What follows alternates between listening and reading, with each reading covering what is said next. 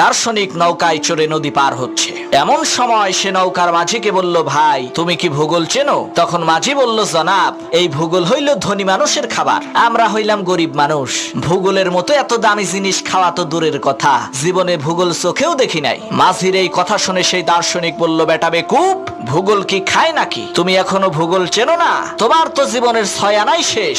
কিছুক্ষণ পর সেই দার্শনিক আবার সেই মাঝিকে জিজ্ঞেস করলো, তুমি কি ইতিহাস জানো? তখন মাঝি বলল, স্যার, ইতিহাস না খাইলেও পাতিহাস জীবনে বহুবার খাইছি। তখন দার্শনিক বলল, বেটা বেকুব, এখনো পর্যন্ত তুমি ইতিহাস জানো না? তাহলে তো তোমার জীবনের 12 আনাই শেষ। এমন সময় সেই নদীর মধ্যে তুফান শুরু হয়ে গেল। মাঝি তখন দার্শনিককে বলল, স্যার, আপনি কি সাঁতার জানেন? দার্শনিক বলল, না, তা তো জানি না। তখন মাঝি বলল, স্যার, আমার জীবনের 12 আনা শেষ হইলেও 4 আনা তো বাকি আছে, আর আপনার জীবনের তো 16 আনাই শেষ।